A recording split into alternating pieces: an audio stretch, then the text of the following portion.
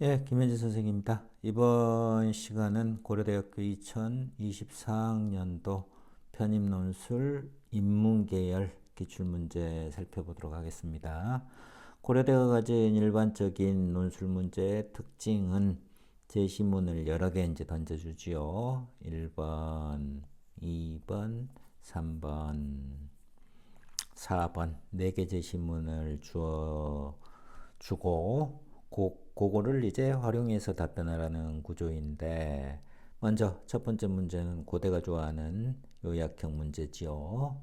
그래서 요약형 문제는 3개 항목으로 답변을 구성해야 된다.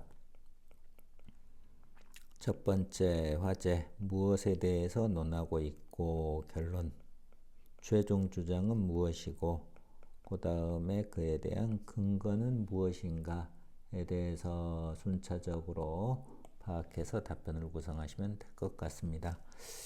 여기서 수험생들이 유의해야 될 점은, 물론 화제나 결론을, 최종 주장을 정확히 파악하는 것도 중요한데, 400자라는 분량을 충족하기 위해서는 근거를 빼먹지 않는 것, 누락하지 않는 것도 중요한 지점이다라는 것 정도 다시 기억했으면 좋겠습니다. 1번 문제. 그 다음에 2번 문항의 경우는, 2번 문항은 분량도 1번 문항은 350에서 450자까지인데 2번 문항은 1300에서 1500자 분량이 많기 때문에 배점도 무려 80점에 해당하는 거죠. 자, 논제를 읽어보면 제시문 1을 참조하여, 그러면 제시문 1은 1번 문항에서 이미 요약을 했죠. 제시문 2의 나, 제시문 3의 조르바, 제시문 4의 유토푸스 왕에 대해서 평가하거라 라고 했기 때문에 유형상으로는 논증평가형이다.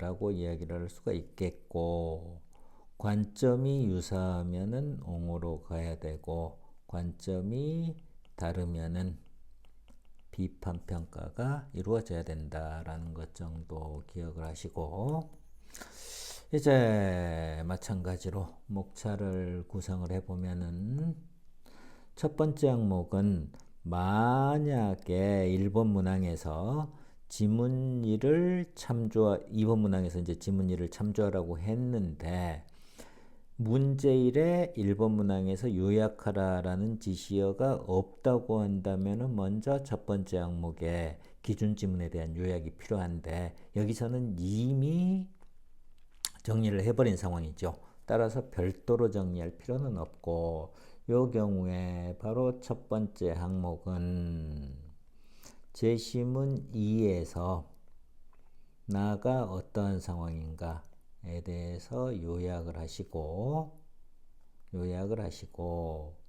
그 다음에 동시에 옹호 또는 비판을 하시고, 그 다음에 근거를 제시했으면 좋겠다. 그 다음에 두 번째 항목은 3의 조르바에 대해서 요약을 하시고, 그 다음에 바로 이어서 옹호나 비판을 하시고 그에 대한 근거를 제시했으면 좋겠다. 그 다음에 세 번째 항목은 지문 4에 나오는 유토푸스 왕에 대해서 요약을 하시고, 그 다음에 옹호 또는 비판을 하시고 그에 대한 근거를 제시했으면 좋겠다. 그랬을 때 분량은 450자 정도씩 가야 되겠네요. 450 분량으로 가면은 1200에 1350자 딱 요구하는 분량을 충족시킬 수가 있겠네요. 따라서 450자를 가기 위해서는 각각의 나에 대해서, 그 다음에 조르바에 대해서 또는 유토푸스 왕에 대해서 최소 150자 150자, 150자 이상 요약이 필요하다. 그래서 이 문제 같은 경우에는 1번 문제도 요약 문제고 2번 문제도 어떤 이제 실질적으로는 형식적이라고 해야 되나? 형식적으로는 논증평가형 문제인데 실질적으로는 요약형 또한 요약 역량 또한 매우 중요한 문제 형식이다라는 것 정도 기억했으면 좋겠습니다. 오케이, 여기까지 살펴보고 또 다음에 뵙도록 하겠습니다. 예, 김현지 선생님입니다. 이번 시간은 고려대학교 2024학년도 편입논술 인문계열 기출문제 살펴보도록 하겠습니다.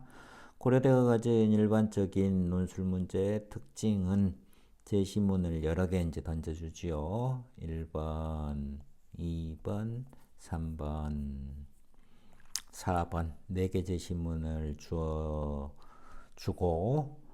그거를 이제 활용해서 답변하라는 구조인데 먼저 첫 번째 문제는 고대가 좋아하는 요약형 문제지요. 그래서 요약형 문제는 3개 항목으로 답변을 구성해야 된다. 첫 번째 화제 무엇에 대해서 논하고 있고 결론 최종 주장은 무엇이고 그 다음에 그에 대한 근거는 무엇인가에 대해서 순차적으로 파악해서 답변을 구성하시면 될 것 같습니다.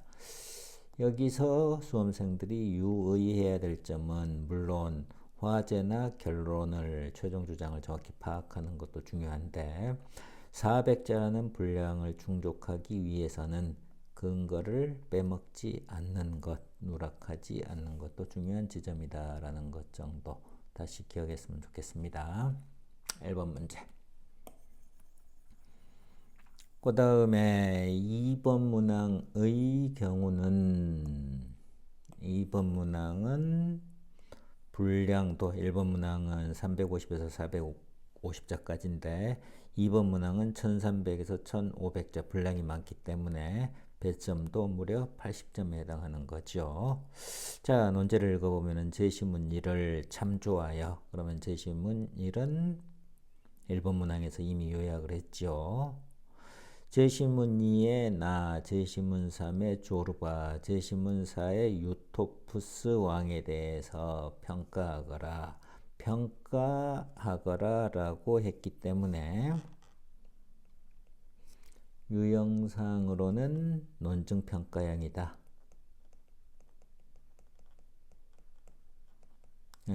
라고 이야기를 할 수가 있겠고 관점이 유사하면은 옹호로 가야 되고 관점이 다르면은 비판평가가 이루어져야 된다라는 것 정도 기억을 하시고 이제 마찬가지로 목차를 구성을 해보면은 첫 번째 항목은 만약에 1번 문항에서 지문 1을 2번 문항에서 이제 지문 1을 참조하라고 했는데 문제 1에 1번 문항에서 요약하라라는 지시어가 없다고 한다면 먼저 첫 번째 항목에 기준 지문에 대한 요약이 필요한데 여기서는 이미 정리를 해버린 상황이죠. 따라서 별도로 정리할 필요는 없고 이 경우에 바로 첫 번째 항목은 제시문 2에서 나가 어떠한 상황인가에 대해서 요약을 하시고